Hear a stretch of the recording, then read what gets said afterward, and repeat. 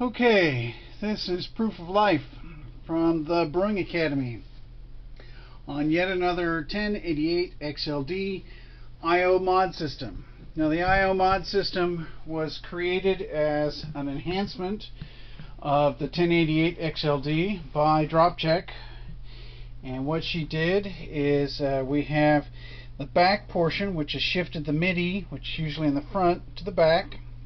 It's got a full parallel port with an industry standard DB25. It also has a Wi-Fi serial port, and it controls everything from the back end.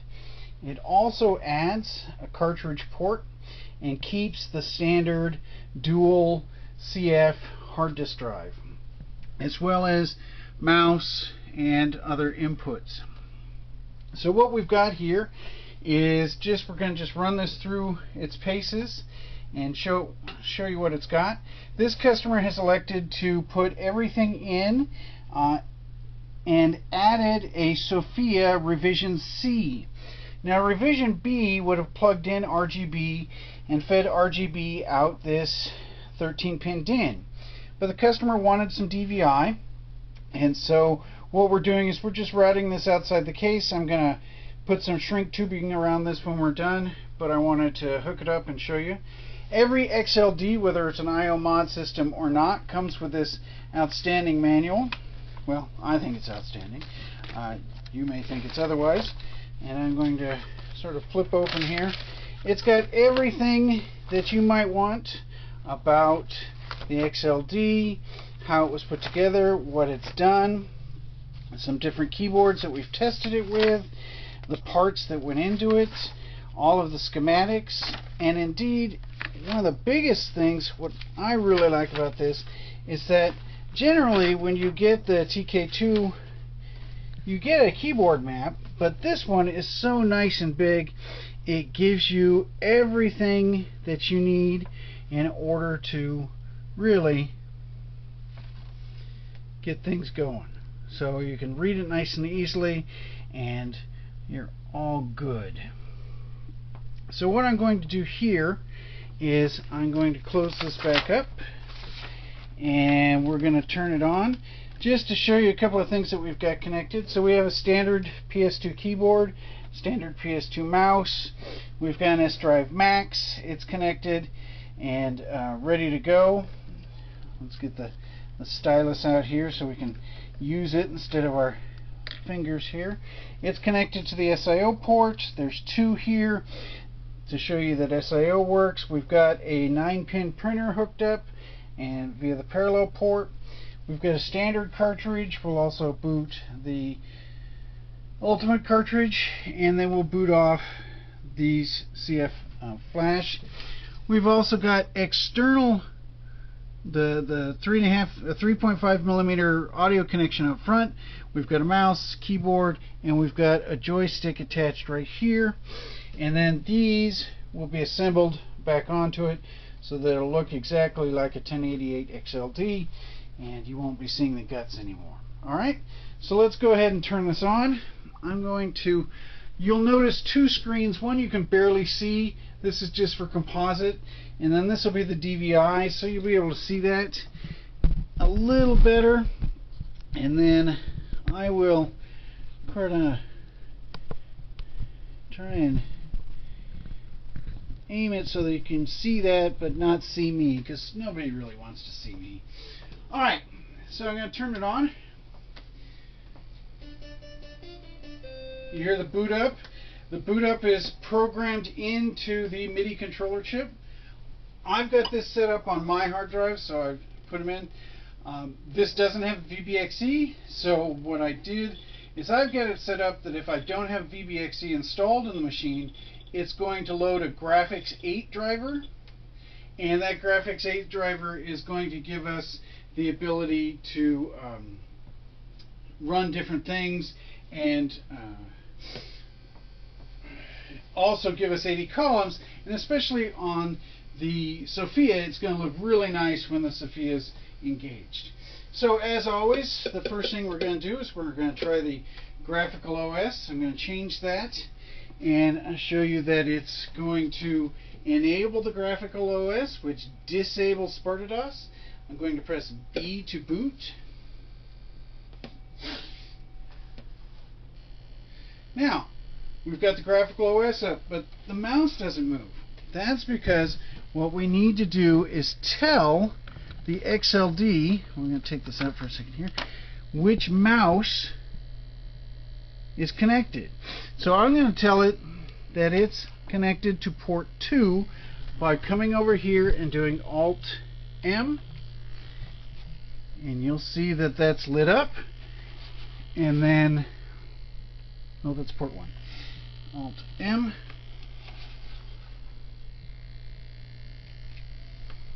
port 2, and mouse moves.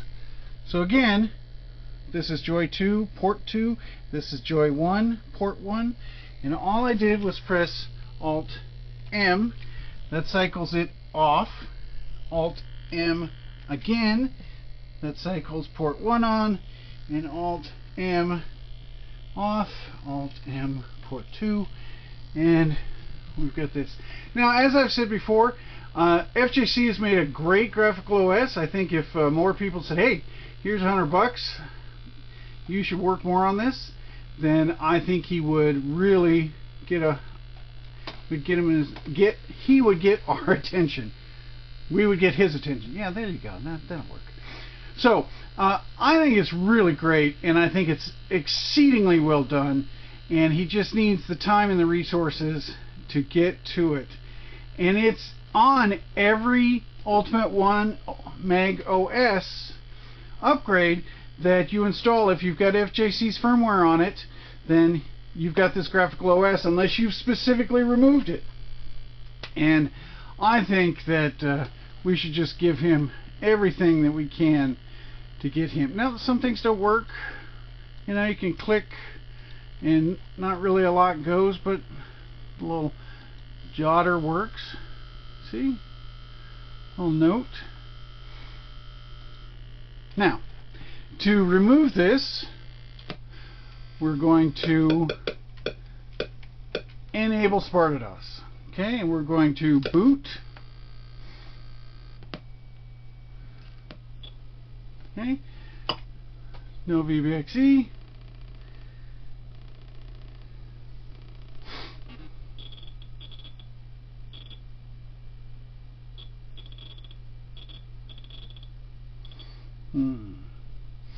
Well, let's look at D1 here. Okay, D1 doesn't have anything in it because it's just a blank drive, so let's give it some software. Let's go into an ATR. Let's load up 16. We'll say OK. We'll make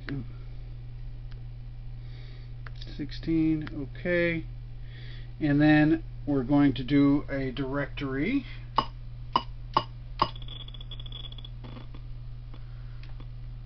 Ta-da! And again, you see the access there. Okay. So standard SIO works. What we want to do now is I want to turn this off and put on a cartridge. Oops, like this. Okay. I'm gonna go into the loader here. Not the loader, but the firmware. And I am going to disable this and disable the PBI, and then I'm going to make sure that I've got 8K ROMs booted. Let's go to the splash screen. Now, I left that connected, right? So it boots right off of it. And now, okay, I've got to stop that. I once let music go too long, just as an example of everything that was going on, and YouTube came down on me and said, no, you can't do that, you might be in copyright violation. So I don't do songs very long here. Alright, so let's go 12 and boot.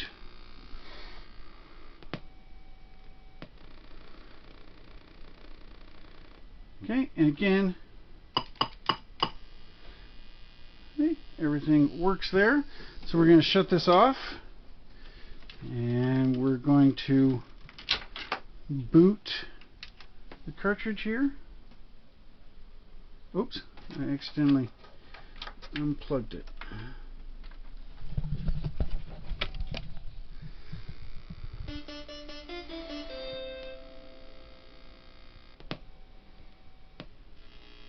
Ta-da! Pac-Man! Alright, so I'm going to put you back here. You're probably a little tired of the cinema verite now. Oops. Alright, I'm going to get the joystick out. Press fire. After I plug it back in.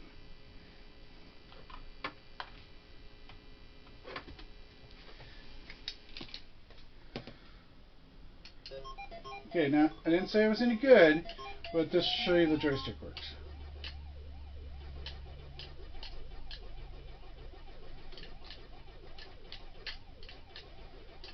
I know somebody out there is going, man, use the pattern, man, use the pattern, they're going to get you. Oh yeah, they're going to get me alright, but I'm going to get them. Use the pattern, man, don't go after them. Yeah, whatever. If I knew the pattern, I would not be, well, maybe I would be making videos like this. I'd have been an arcade hero. Yeah.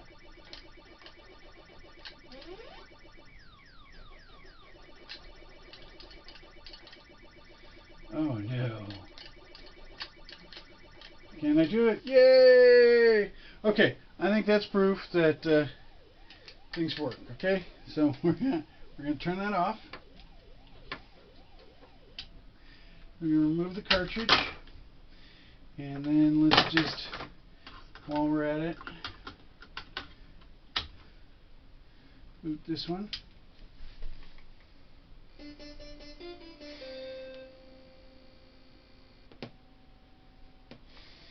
Okay, and then let's do, for some reason, Gremlins is on my mind. I read, friend sent me a thing that said Gremlins was the last official 5200 release. So now I have to boot it, and he's right, the music is just awful. But anyways, so cartridge port works.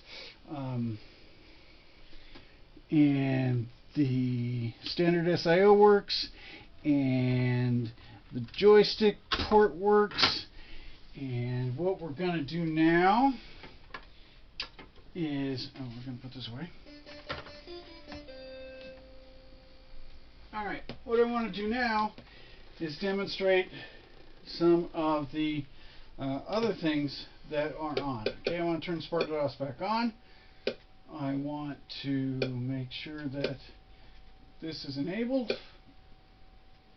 Okay, let's go through a couple of things. All of this stuff is in the manual. There's 166 pages of manual here. But when I ship out computers, I put it on a 1088 Rambo. That's 1 meg. That's why it's called a 1088 XLD. Oh, yes, you learned that too, did you? You can change it to any OS, but I have XLOS standard. You could have OS. B PAL. This is the 800 OS. This is not going to let you necessarily run PAL games and demos because you need the PAL GTIA and the PAL Antic installed, as well as some other circuitry. But it might fool a couple of things and let you do it. You can also do Altera or XEGS. This is Atari Basic C, Altera Basic, Assembler Editor, or SynAssembler. You can load whatever you want into these 4 slots. This XEGS ROM is grayed out because it has to be jumpered and on the Ultimate 1 meg itself. So SpartaDOS X enabled or disabled, Graphical OX we went into. Boot to loader. Now, because of the CF3, you can have things like XEX files or ATRs on your CF drives and load it without going through SpartaDOS in order to do it. If you're never going to use SpartaDOS and your primary thing is to use the ATRs, the XEX files, go for that. Just have it boot to loader all the time. Or you can also press L when the XLD is starting up. You can set the time and date here, but it's far easier to set it at the command prompt of SpartaDOS, and it's just time enter or date enter. Stereo Pokey is enabled or disabled. You can also see right here on these lights that it tells you right there whether they are enabled or disabled, and so that gives you an indication on there. Okay, oh, very good, yeah. Alright, the PBI BIOS has to be engaged and enabled in order for you to have hard drives. I always set things as D5 as the first boot hard drive because 1 through 4 are floppy drives. High-speed I/O, I've set it up for disks and the PC link, which would be an SIO to PC if you had it. On the SpartaDOS or on the XLD, it makes more sense maybe to put D1 through D4, but it's up to you really. I have it do SIO noise for everything that's a disk, whether it's a compact flash, an ATR, or an SIO. This tells you the different things. This is the latest firmware from FJC. He is compensated, not a lot, but he is compensated, and with every U1M I sell, and because I always ship it out with the best BIOS that's on it. Help get you into the BIOS menu. I have it set to color 8 just because I want to. Joystick disabled does not mean that you have disabled the joystick. Obviously, we've seen that. It's that you disabled joystick access while in the BIOS menu. The reason I do that is I have a pick stick usually sitting in joystick 2 or joystick 1, and it tends to make the screens go haywire if I don't do that. Okay. All of these keys can be pressed anywhere during the BIOS menu. It doesn't have to be just on this cartridge or on this menu. We're going to do L and boot to the loader. We want to save changes. And as you can tell, the loader gives access to both hard drives. And here we can either do a FAT32 and we can copy files from the computer to this and then access them on the XLD. We can also do a FAT16 and load the FAT.sys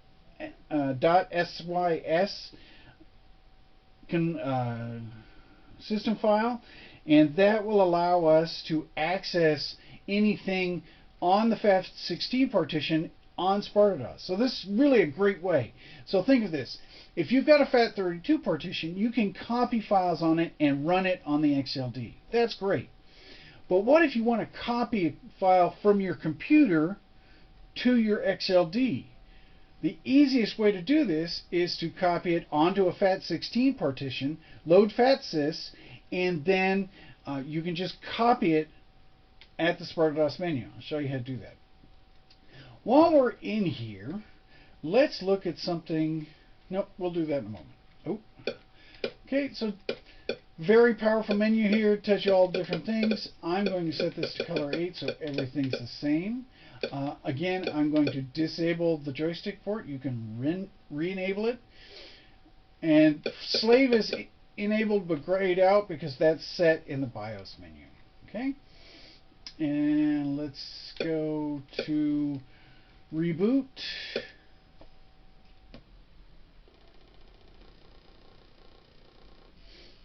Okay, and all good.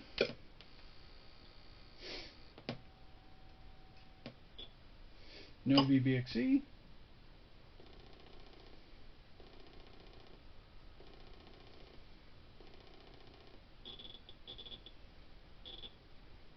Okay, I hit the off button, sorry.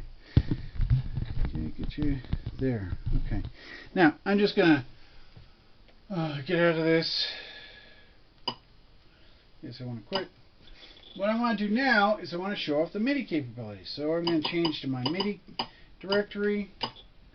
I'm going to load MIDI play. And you can download this off my text website. I'll also put it on the Brewing Academy's website just so you can have it. Alright, so I want to change file, and I'm going to change it again, and 001.mid. Now I'm going to load this, I'm going to start playing it. I'm going to stop it because, you know, the aforementioned copyright violations. So I've loaded this, and I've given them the file. I'm going to press load, L. It makes some rather annoying noises. You will see the free decrement. Now I'm going to press play.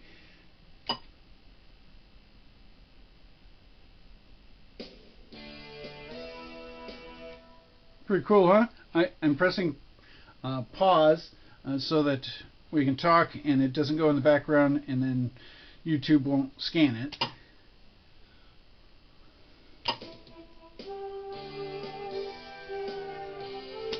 Very cool, huh? So, I'm going to stop it. I'm going to press escape. Yes. Now, the reason I showed you that is because the MIDI and the Wi-Fi modem share the SIO control port. Okay? So, what I'm going to do... let's back that up a little bit, huh? And so what I'm going to do here is show you right here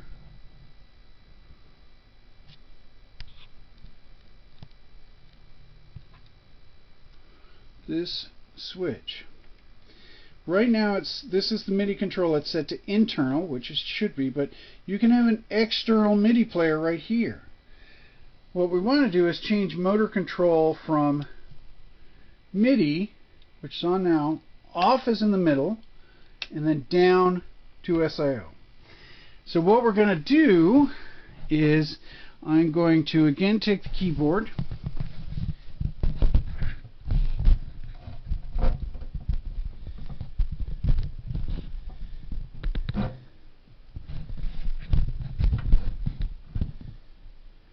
okay, and we're going to go into the loader. And we're going to go into BobTerm. Now, BobTerm can be run from Sparta-DOS command line. It's not a problem. I just happen to have it loaded here. I'm going to press start.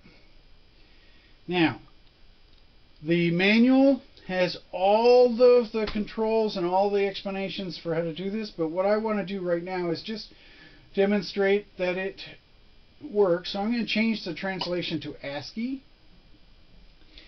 And then I'm going to hit enter. Okay, and then I'm going to type AT plus config, and it's going to give me the menu here, right? I want to demonstrate that the Wi-Fi works, so I'm going to type Wi-Fi. And it's got all of the Wi-Fi networks, right? Their signal strength, which the Tippy EXT is what I use to test the TI Pi connections that I sell. And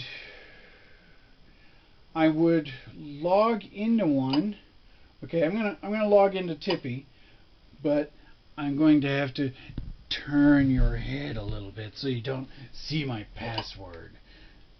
Because I know that a lot of you are just gonna come around here and, you know, cyber chalk my password.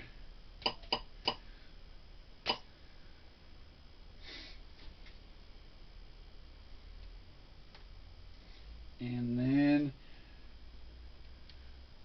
ta-da! And then we're gonna connected. Woo! Woo! Great, huh? Connected to that. Okay, turn your head. Don't look. Don't look.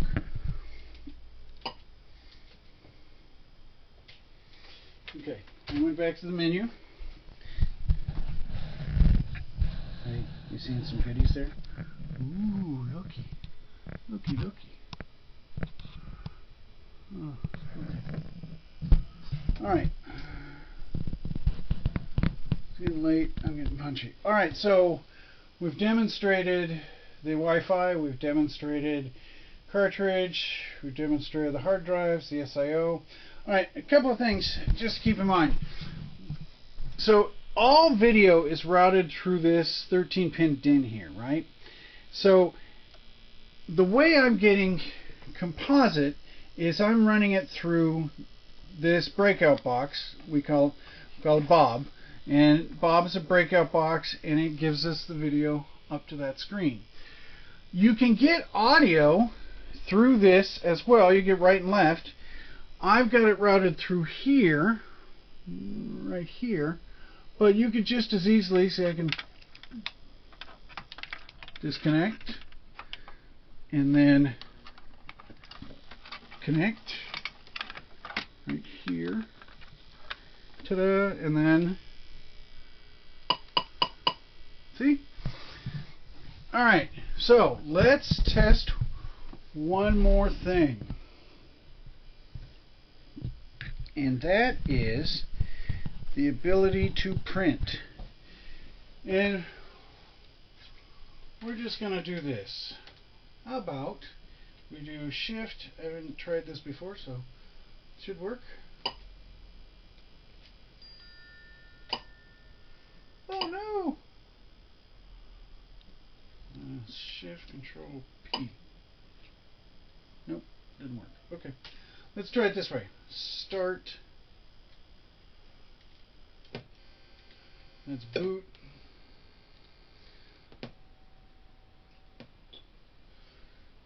Yes.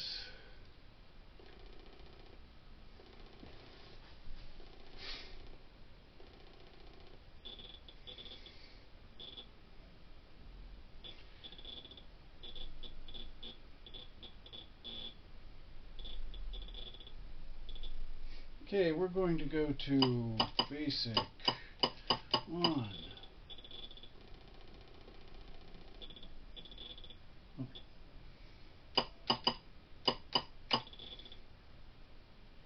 Okay, and we're going to go 10, 4, I equals 1, 2, 10.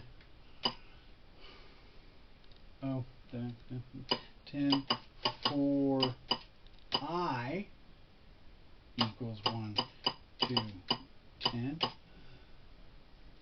Wow. 4, I equals 1, 2, 10.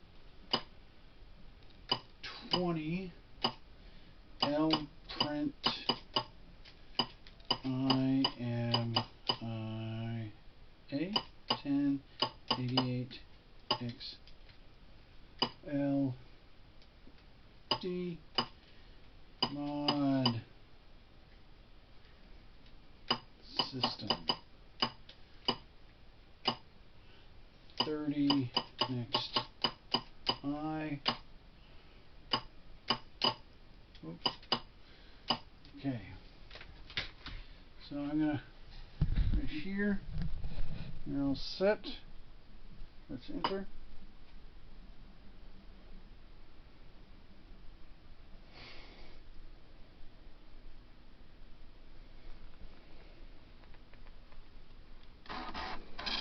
Oh, yeah. Had to press it on mine.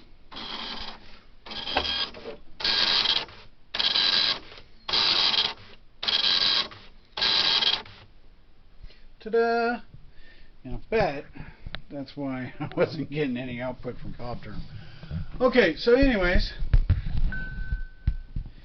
you have seen just about everything. Well, you've seen everything. Everything works. I'm going to button this up and put it in a box and ship it to the customer. Any questions? Well, send them to us. McCrory at thebrewingacademy.com. That's McCrory, MacRorie at thebrewingacademy.com. The Brewing Academy is all one word, and it's late. Oh, this is good. We are finally catching up after COVID-19, and I, for one, am glad to be getting customers their units. So, hope you enjoyed it. If you didn't, well, sucks to be you. Talk to you soon. Bye.